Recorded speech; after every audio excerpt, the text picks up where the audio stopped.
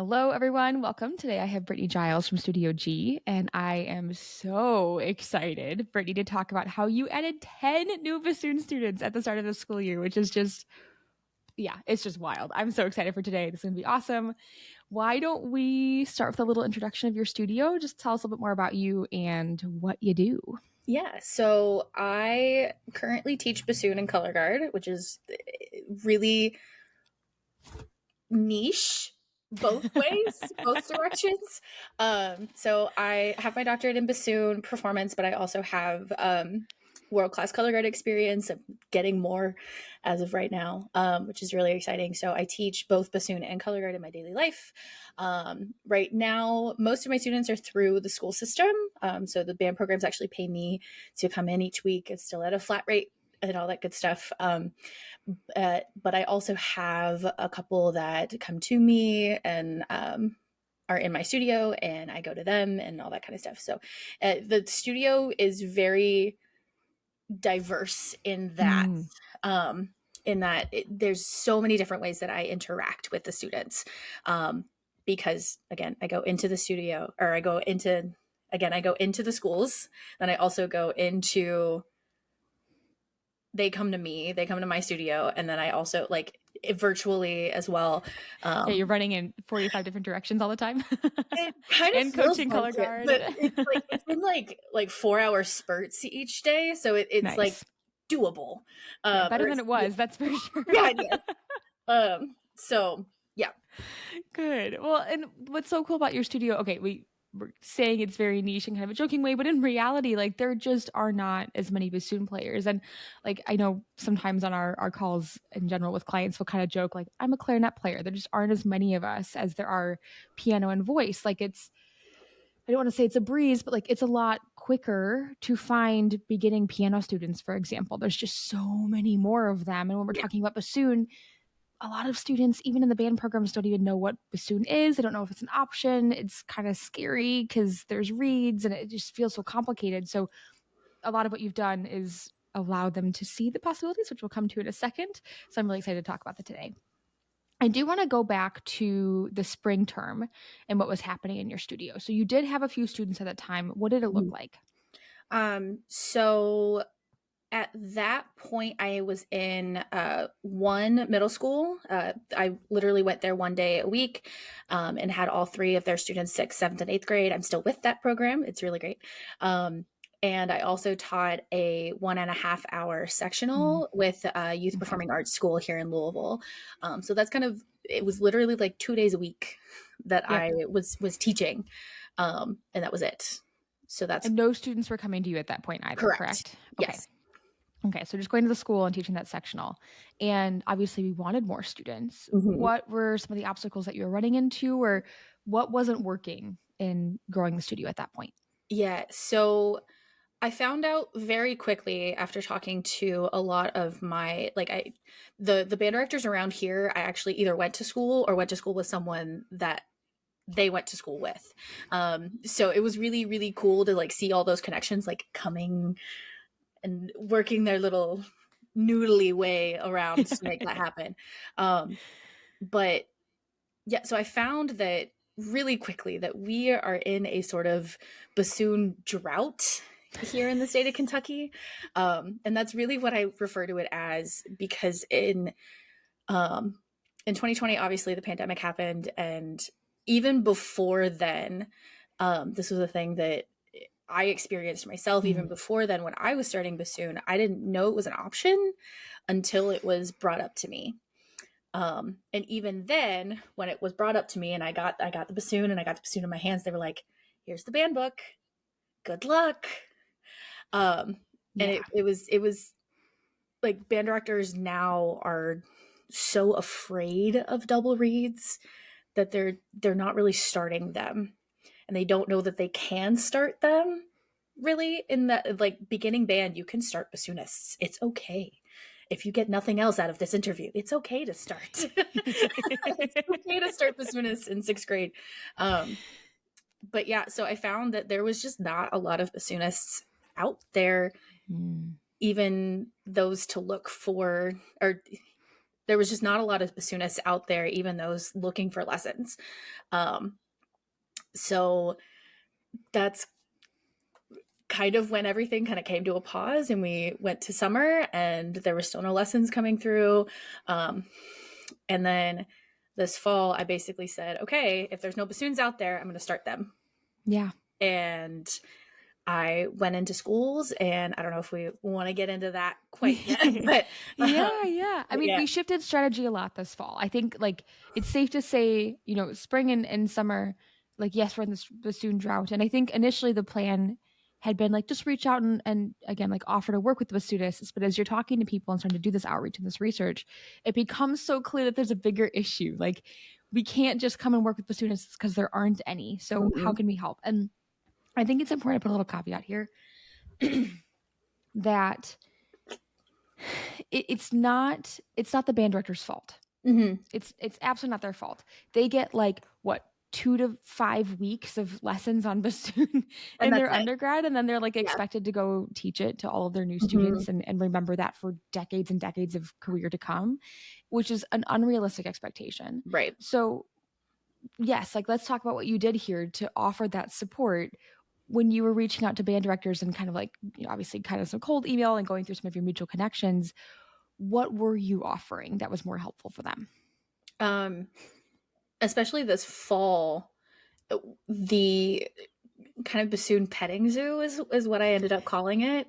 They didn't get to play it because it was my horn, um, but just going into they loved the idea of a Mm, professional bassoonist coming into their classroom and showing them the entire full range of the bassoon, which is insane. And I think a not couple that you band direct like the instrument at all. You're not passionate about right, what you do. No, no. right, or Have you heard my range? and so but the entire range of the bassoon is 3.5 octaves. Yeah.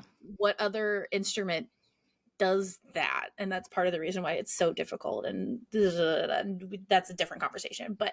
Um but they really loved the idea of having a bassoonist in their band. Like, what band director Mm, doesn't?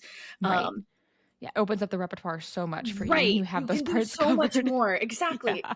um Yeah. but so they loved the idea of someone that is fluent in bassoon coming in and talking to them. And the thing that I got back from them after I would go in is like, you are so good with kids. Mm. And that was like, oh, okay, I'm doing the right thing. I am on the right track. Yay.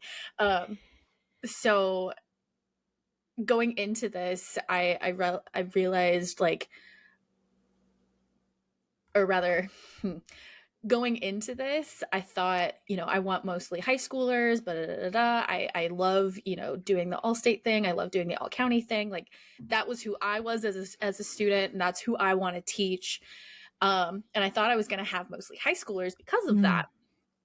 Turns out most of my students now are 6th and 7th graders, and they're all fantastic, and they all have like bought into the whole bassoon thing. Like, I have this 6th grader that I'm seeing later today who is absolutely going to be the best bassoonist in Kentucky come his junior senior year. He is Oh, amazing. But his I parents are love like, seeing that like passion and I excitement so know, it's early. so Oh, fun. And he's already oh my asking, God. like, as I'm like adjusting his reads in his lessons, he's already asking questions of like, how do you know to do that? What are you doing? Like, he's so, Oh, oh my god, he's bought into it so much. Um, that's but yeah, so awesome. I love my little 6th graders. And I'm finding so much more passion in just teaching these kids, like, here's the bassoon. Well, and you're giving them all this confidence too. I Yeah. mean, I think part of like, hmm, I always make a joke that like I never started jazz because by the time I was interested in late high school, my ego was in the way. Like I could not possibly start improvising. And I think that's the case for a lot of high schoolers by the time we were starting to talk about switching to bassoon in high school. It's the same thing. Like, well, I'm really confident on clarinet or I'm really confident on sax. Like, why Yeah. would I change instruments when I've got a good thing going over here? Like, Yeah. that seems like a lot more work. For some of these younger kids, they're more open minded. It's fresh. Like, they haven't really settled on an instrument yet. They're not like completely tied to Yeah. one in particular either. And we're not talking about multiple woodwinds and like trying to get them to play multiple instruments and take on that practice load Right. either. So starting some of these younger ones is exciting. From a business standpoint, obviously these students are going to be with you a lot longer too, because we have more longevity in their Hmm. lesson period, which is a really good feeling and it gives you probably a lot of sense of security. A little bit, Yeah. just a little, Way which better is than great. than what was happening previously. Yeah. Exactly. But yeah, the I love teaching these little guys. Oh. Ugh, they're just so full of life, and they give me life, and it's just the studio is not. If you'd have told me 6 months ago this is what my studio would look like, I'd be like, oh Mm. my god, how am I doing that? But now I'm just like, I get up and I go to see them, and it's like the highlight of my day, and it's so Oh. fantastic. And I've really, even though I go into the schools and I teach whoever's there, like they're really, literally all of them are like bought into it. They want to do all county. They want to do, Kentucky's offering a middle school all state for the first time this year. So Oh, a bunch of them are that's actually going fun. for that. And they want to do all county and all district and all that kind of stuff. So Sweet. they're, even though they're like little tiny babies, they're still like buying into that whole like there's more out there than just what's in Mm, my band, and they're so excited by it. So that's even though awesome. they're a little younger than what I had anticipated, they are still like my ideal students, which is the Oh, best. that's amazing. Well, So and okay, like watching you, anyone who's watching this interview right now is like seeing how you are just glowing talking about them and how much you love what you do. There's no way that your students aren't feeling that. And like that excitement is contagious. And it's, I mean, it's part of why I love what we get to do here is like working with teachers and see this transformation. Also, I remember when we first met that some of these frustrations that you were having in growing the studio, we didn't feel this way. right. Right. Tell me a little bit about that, like transformation as the studio has grown. How has your like mindset around your business shifted? So so I was first starting the program, I had one student in particular that was very, he was just taking a lot out of me. Hmm. And it's not that he was a lot, it was just he was a type of person that I was not prepared to Hmm. deal with. Maybe didn't have all the resources to Yeah, support the I student. just Okay. didn't have, Yeah. he was a type of Fair student that enough. I just didn't have the resources to help in like the bigger picture way. Um and so even though I was the other, three students at the time were, the absolute, the like my ideal students, that one was really just like, can I even do this? Hmm. um and through this program, one, I gained confidence and said, I'm sorry, I just, it's not that I don't want to teach you, it's that I'm not the best teacher for you. And he's still playing, in his band program, and I've checked in with that band director, and he's still doing great. He Good. found um, a different teacher that's is still in the area, and he has a lot more resources that's available to him now. That's awesome. So it, That is it just awesome. it just worked out for the best. But yeah, so that the mindset in which I was approaching my studio when I started this was, can I even? Hmm. Do I have the resources to do this? I know I should. I have a doctorate in this dang thing. I should. Should Um, know what I'm doing by this like point. like it was just like, if someone would just give me a chance, if someone would Yeah. just put me in front of their kids, I know that I'm good at what I do. Like I have those former students that I still have a student in Michigan that checks in that orders reads from me. So he checks in on me every time he orders, and he's like, I Oh, really miss you. I hope you're doing great. I have a new teacher now. He's fantastic. But that's so I still love sweet. you, Dr. Brittany, because they knew he was my student while I was getting my doctorate. So they know me as Cute. Brittany. And then, yeah, anyway. Um, but it just because of that one student, it was like, can I even do this? If I can't help every student, how am I going to be able to help any student? Is kind of what it Mm, turned into, in sure. terms of like a mindset thing. And now I'm like, I can help every student. I just can't help any student, if that makes sense. Mm, Um, yeah.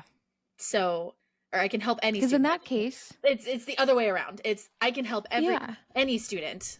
I just can't help every student. Is this Well, that's the and thing I've and in that situation, you did the right thing by that student. That learned. was the most helpful situation for them. And sometimes just like calling a spade and saying, I'm out of my depth here, or the things that you're interested in, I don't know. Again, like I don't play jazz.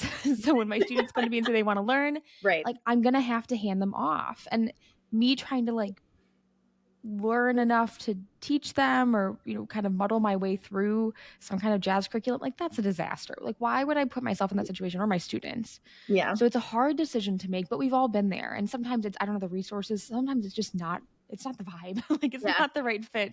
And we're looking at our calendar and like, oh my god, my Tuesday at 2, like I just have to get through Tuesday at 2 and then the rest of the week's going to be fine. And you don't want to ever feel that way about your students because it's Yeah. such a drag. Yeah. So I'm proud of you for handing that student off and finding a better situation for them. And I know it made room for you, not only in your schedule, of course, but Mhm. it made room for you in your mental capacity and your like excitement around your studio Yeah. to then focus on finding the other students too. Yeah, Yeah. that's awesome. So now that the studio is more full, I know we've talked a lot about how wonderful it is that we've got all these students that are a great fit, but on the business side of things, how are you feeling about current operations? Um, I find that my administrative tasks are a lot more chaotic. But like a good chaos. Like I'd much like I found myself the other day just kind of sitting here and being like, I have so much to do. Hmm. I'm so glad I have so much to do. Because Oh, 6 months ago, I was like, I have so much I should be doing, but no one's allowing me to do the thing. So I looked at my music staff, my studio manager, and I was like, oh, I have to do this and this and this, and I have to send this invoice, and I need to do this, and I'm like, 6 months ago, I didn't have to do any of this. hmm. And I'm so glad, like, this is my life now. I have to like schedule studio time to just do admin stuff for like 30 minutes a day, and that looks so much different now than it Yeah. did in April.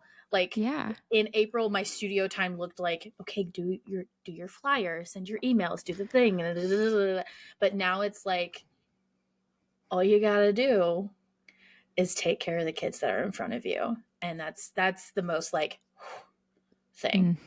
Mm. Um, so Well, and the it's administrative just tasks have shifted, but also it sounds like in some of our conversations that a lot of these things that feel more chaotic and the to-do list is so long, it's because like we're sending recordings to students and we've got more reads to make and like all these things that we're doing to support them, which you like doing anyway. Like those yeah. are the things that you're the most excited about, which is a Mhm. really, really great place to be. And I mean, obviously, we've more than tripled the studio enrollment. The business has grown commensurate with that. So things are going really, really well for you. When you look back at you 4 to 6 months ago, what do you wish you knew then that you know now?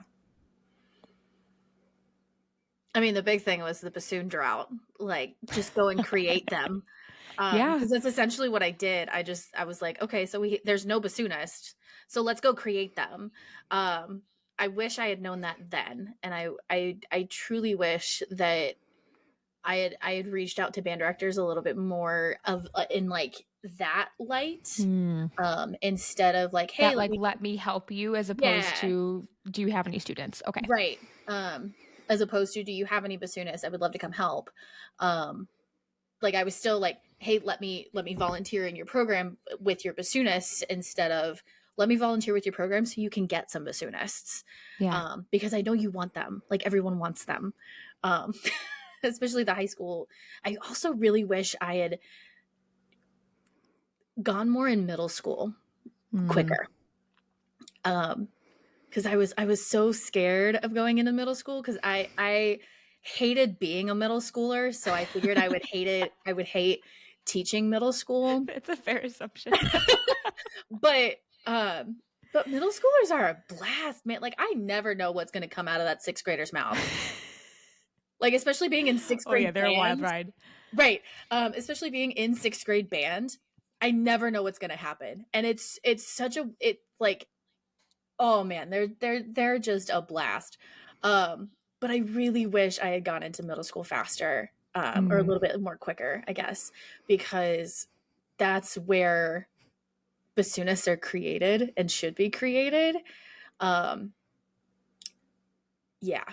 I also wish I'd created more bassoon content, like even still Mm. now. Um, most of my like social media content has been on like my color guard journey to get to Oh, sure. yeah, so to get to Lexus, which I'm marching this winter, which is exciting. I'm very excited about that. But I wish I had created a little bit more bassoon Hmm. type content, which I have plans in the works for that part, but because middle school all state is a thing now and high school all state is coming up and all that good Yep. stuff. So Plenty to record. yes. Plenty to practice.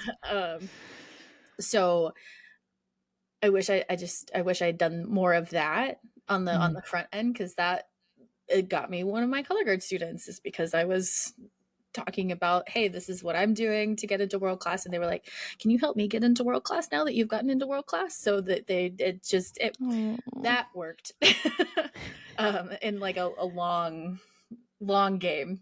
Yeah. Okay. So, and if anyone's not following what we're talking about right now, this is TikTok for you, correct? I Mhm. mean, you're active on TikTok and Instagram, but I think the student found you through TikTok, Yes. correct? Okay. Mhm. So Brittany does a wonderful job of posting on her social media frequently and documenting her process and her progress and what she's working on and like the highs and the lows of that. Like you're very candid about that process, which is what people like on social media is Mhm. feeling like they're not alone and that the experience that they're having is reflected in other people. And that has led now to some of these inquiries coming through. So I love the strategy that we're talking about going forward of creating bassoon content like that too and supporting students so that I mean, maybe students that are just consuming band content Yeah. as a whole on TikTok Yeah. are finding that and also seeing the wonders that are the bassoon. Mhm. That's awesome. Oh my gosh. Where do you find, and one quick point on the content creation, because this is something people tend to ask about a lot. Where do you find the inspiration and or the confidence to be posting on a regular basis? Um. So originally the the original intent of starting to post every day was just to keep myself accountable so that I could do the thing that I wanted to do. So I was like, okay, I can't go to bed until I post this Mm. thing that I did. Um, and then people started to react to it in like a, oh, you're doing that. That's awesome. And it originally was like people that I actually physically know in my life. And then um, one random video, I think it was day 8 because it's still pinned on my TikTok. So that's the only reason I know of day 8 of 120 Wow. got like 13,000 views and still Mm. climbing on random color guard TikTok, which is such a niche corner of TikTok.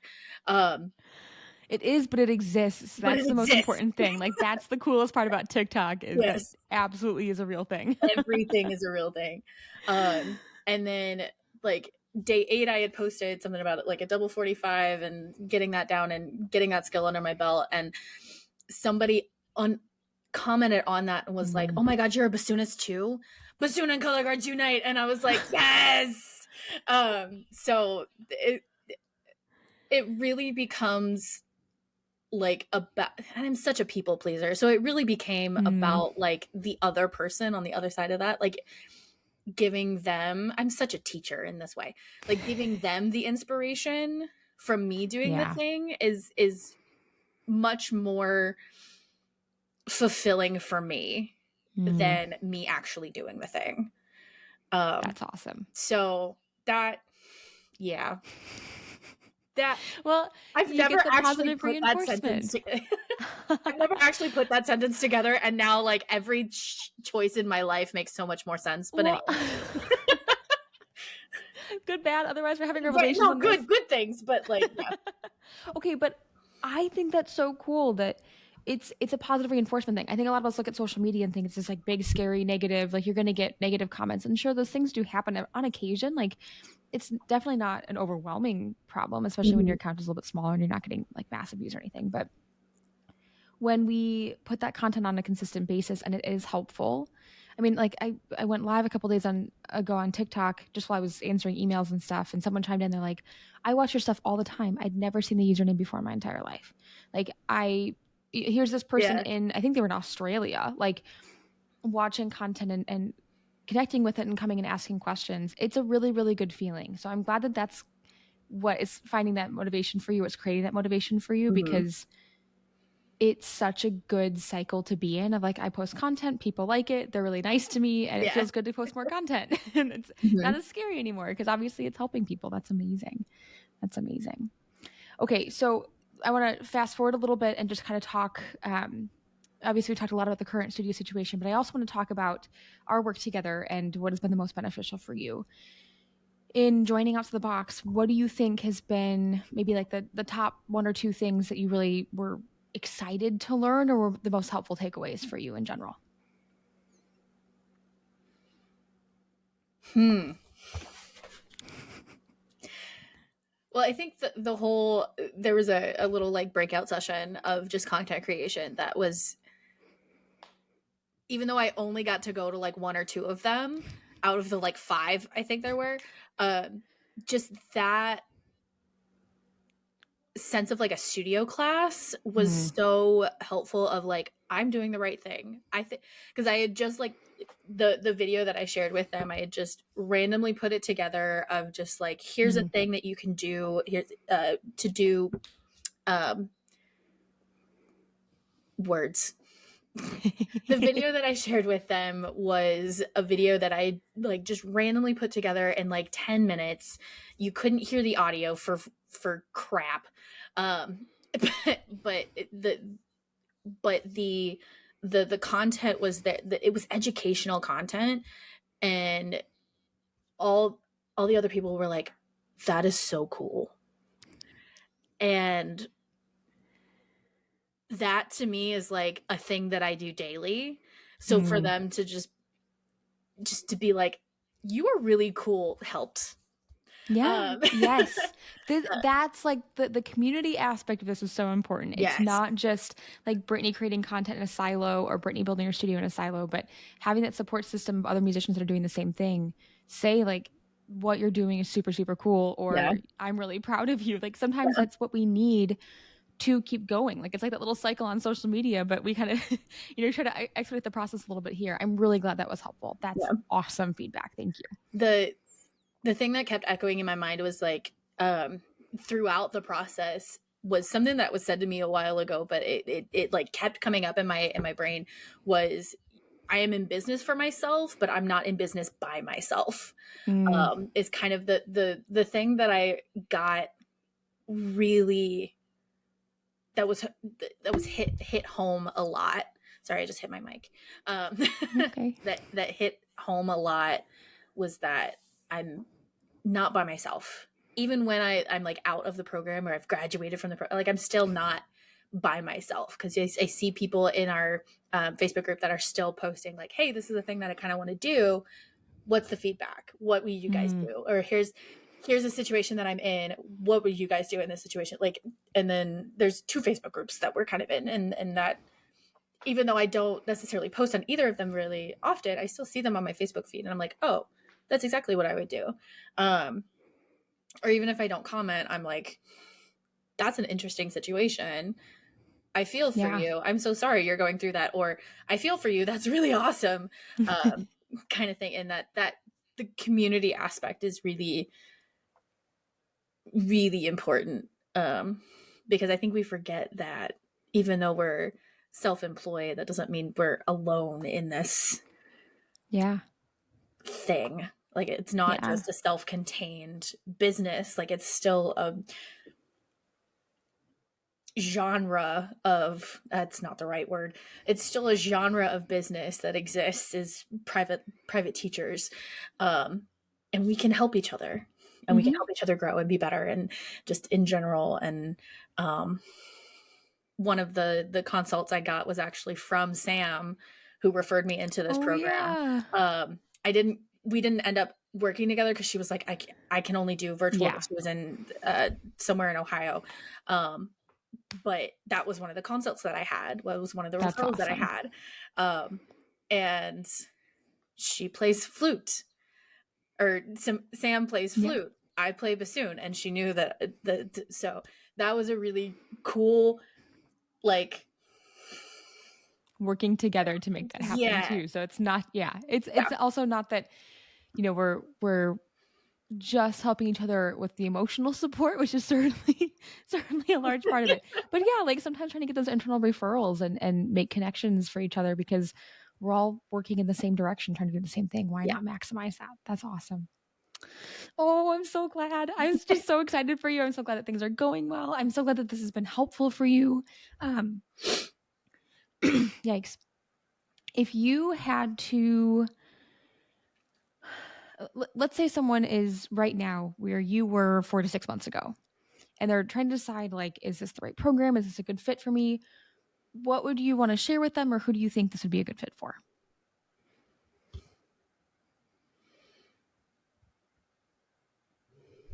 Thinking, buffering. I think this program is the best fit for someone who is ready to move. Hmm. Um, because me, 4 6 months ago, I was like fed up. I was working part-time as a barista. I was fed up, and I wanted to just live the life that I wanted to live already. And that's kind of the sense that I approached with it. Hmm. And or that's the mindset that I really approached this program with, was I don't care how I have to do it. I just want to do it. Um, and I also needed someone to tell me how to do it. That was the other part of that, was I know what I want to do, and I have an idea of how to get there, but I don't have an idea of how to get there quickly enough for me to get Hmm. out of my barista job that I absolutely despise. Yeah. And I was sick of, like,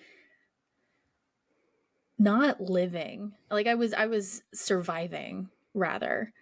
Um and not to make this some, like, uh some, like, inspirational video, but, like, my quality of life now is so much better, because I get up in the morning and I'm like, okay, who do I get to teach? Instead of, I get up in the morning and I gotta go to work. And that mindset shift is Hmm. something that, maybe it's not even a mindset shift. It's just a life shift. Um, is something that I thought that I would have, and I did work at it, but I thought I would have to work at it longer. Um, and my dad even thought that I would have to work at it longer. Like, so, um, yeah, that's really this program is for those who are ready to move. Um, so, because you're gonna move, and you're gonna move fast, and it's gonna get overwhelming really, really quickly, and it's gonna get overwhelming really quickly, and you got to stay on top of it. But if you if you just do the things that are on the to-do list, it happens for you, and then you're gonna be in a life that you like for the first time. At least that's how it was for me. Hmm. Because I was basically, like, just out of my program, my doctoral program. I'm like barely 2 years out of my program, so I'm like baby private teacher over here. And so, but I know that that's what I want to do, and my parents are still like, "Don't you want to teach collegiate?" And I'm like, I'm really kind of Hmm. okay if I don't. And even though that's what I went to my doctorate, through my doctorate, thinking that's what I wanted, Mhm. like, I'm really, really liking teaching middle schoolers, which is really, really weird for me to A little say. bit different than we were anticipating, hey? So different than I was anticipating. I'm really Oh. liking making my own schedule and not having to go off of someone else's schedule to figure out, like, I teach 3 days a week now. Like, and that's it. Like, they're 8 hours days, but I have breaks in the in between in there, so because it's like Mhm. how the um band schedule sets up. So I teach in the middle of the day and then I teach for a couple hours at night. And then I have 3 day work weeks, and that's Yeah. insane. As a musician, I have 3 day work weeks and I am paying my bills. Like, Yeah. but You've worked really hard for it, Brittany, and we talk about the program is like this wonderful thing that helps, but you did the work. You put all that time and energy and effort in. You care so much. You're so passionate about your students. I mean, that is, if nothing else is obvious to anyone from this interview, it's how much you love what you do and you deserve all of that success and so much more. I know this is just the beginning. I know there's a lot more things coming, but thank you for sharing so much of how this has not only how, the numbers and how it's gone for you, but how it's felt to mhm. have the success. It means a lot to me to hear that feedback from Of you and to hear course. what this has done for you and for your life. So thank you very much. Of I'm course. just so excited for you. Me too, man. It's a good place to be. It's a Yeah. good place to be. Awesome. Final thought before we wrap up for today. If someone was interested in you, especially Brittany sells reads, if you're interested in getting in contact with her, where would they find you on the internet? So my website is studio-gllc.com. The dash is in a really weird place, but that's the domain that I have. And then I'm also on TikTok as Dr. B Giles, DRBGILES. That's my username on literally everything now. So you just search Dr. B Giles. That's me. And Awesome. also Yeah, on give COG, LLC, Insta, oh whatever. But perfect. anyway, we Yep. don't need to put that in there. But Follow Brittany. She's great. She does really, really good work on content. So hopefully you find a little inspiration in what she's doing too. So thank you again for sharing so much. I of really appreciate it. course, thank you.